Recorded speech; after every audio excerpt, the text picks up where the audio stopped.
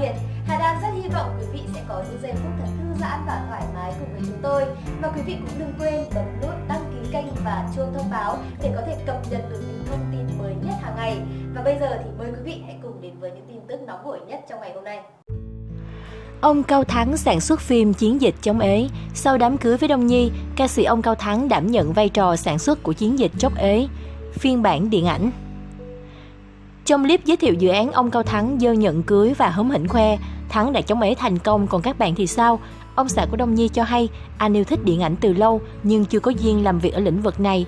Khi nghe tin Chiến dịch chống ế được đưa lên màn ảnh rộng, anh cảm thấy đây là thời điểm thích hợp để làm phim nên bắt tay cùng ekip. Ông Cao Thắng sản xuất phim cùng Trần Thành Trung và Tùng Leo, đơn vị sản xuất của phim từng đứng sau thành công của các phim Phu Quy Đại Náo, Sài Gòn Anh Yêu Em, Mùa Viết Tình Ca. Đạo diễn của phim là Đinh Hà Uyên Thư, tác giả của nhiều MV triệu view Tự Tâm, Sáng Mắt Chưa, Truyền Thái Y. Hiện tại dự án đang bắt đầu tìm kiếm diễn viên. Chiến dịch chống ế từng là sitcom ăn khách nhiều năm trước do Diệu Nhi, Sĩ Thanh và Gia Gia Trương Nhi đóng chính.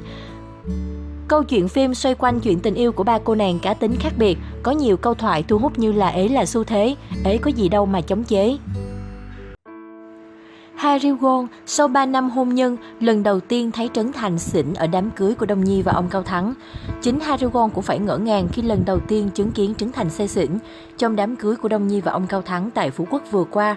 Có thể nói đám cưới của Đông Nhi là dịp để các nghệ sĩ của showbiz Việt sát lại gần nhau hơn, cùng nhau quẩy tưng bừng để chúc mừng hạnh phúc cho cô dâu chú rể.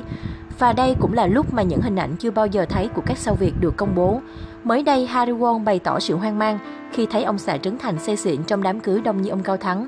Harry phải thừa nhận rằng trong cuộc hôn nhân 3 năm qua, đây là lần đầu tiên cô thấy chồng uống nhiều và say mềm như vậy. Có lẽ trong nhiều năm lấy vợ vừa qua, Trấn Thành là người chồng rất ngoan khi không nhậu nhẹt nhiều. Chính vì vậy, đến khi có dịp nhậu tới bến, Asin đã bung xõa mặc cho vợ đang cực kỳ bất ngờ bên cạnh. Harry Won lần đầu chứng kiến Trấn Thành say xỉn sau 3 năm về chung nhà. Chun Phạm Anh Đức và Trấn Thành trở thành bạn nhậu trên bàn tiệc trong đám cưới Đông Nhi ông Cao Thắng. Sau pha chơi tiểu xảo, đổ rượu bị Chun Phạm phát hiện, Trấn Thành bị ép uống hết ly. Tại đám cưới Đông Nhi ông Cao Thắng, Trấn Thành không chỉ xuất hiện vị trí khách mời mà còn đảm nhận vai trò MC cho buổi lễ. Sau khi chứng kiến đám cưới trong mơ của hai người em thân thiết, Trấn Thành bộc bạch chia sẻ cũng muốn được làm một buổi tiệc tại Bali hoặc Hawaii trong dịp kỷ niệm 10 năm bên nhau với Harry Won.